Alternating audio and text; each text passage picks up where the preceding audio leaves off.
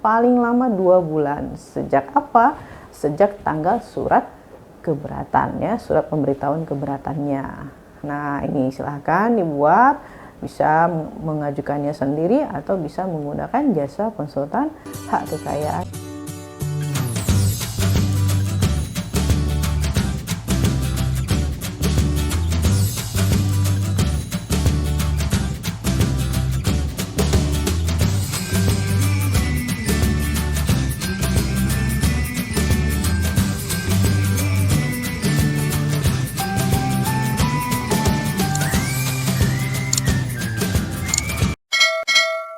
Assalamualaikum warahmatullahi wabarakatuh. Ketemu lagi dengan Rensmart, kantor konsultan Haki terdaftar resmi di DJKI. Salam Sobat Rensmart dimanapun Anda berada. Kantor konsultan Haki Rensmart berada di kota Jakarta dan memiliki kantor cabang di kota Padang. Baik, kali ini kita akan membahas kalau ada keberatan terhadap permohonan merek yang kita daftarkan, apa yang harus dilakukan.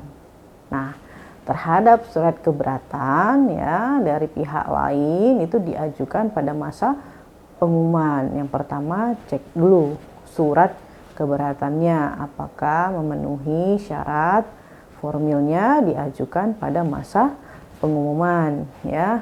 Yang kedua, lakukan pengajuan surat sanggahan ya atas surat keberatan tersebut. Nah, surat sanggahan itu berisi apa? Berisi alasan-alasan bahwa kita menyanggah semua dalil-dalil yang disampaikan di dalam surat keberatan. Surat sanggahan dibuat oleh si pemohon atau bisa menggunakan jasa konsultan hak kekayaan intelektual untuk membuat dan mengajukan surat sanggahan. Syarat formil pengajuan surat sanggahan harus diajukan paling lama 2 bulan. Sejak apa?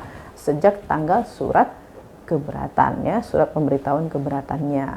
Nah, ini silahkan dibuat, bisa mengajukannya sendiri atau bisa menggunakan jasa konsultan hak kekayaan intelektual. Isinya harus memuat tentang sanggahan, dalil-dalil sanggahan terhadap surat keberatan ya. Nah, biasanya keberatan itu diajukan dengan alasan-alasan dan dasarnya.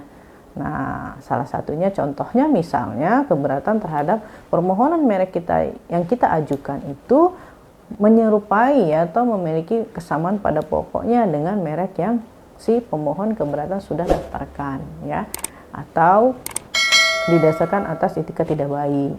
Apakah surat keberatan yang diajukan oleh pihak lain terhadap permohonan merek yang kita daftarkan itu akan menjadi dasar penolakan merek yang kita mohonkan?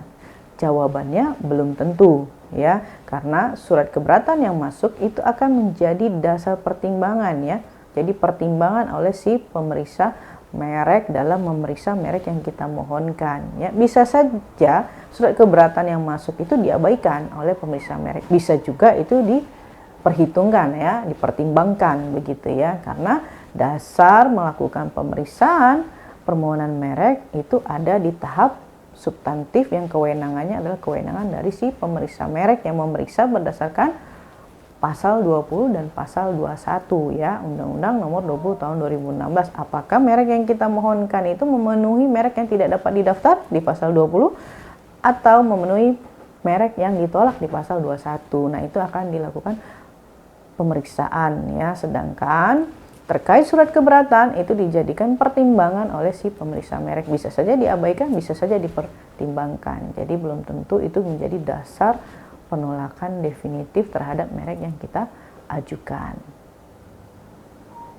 Demikian, semoga ini bermanfaat.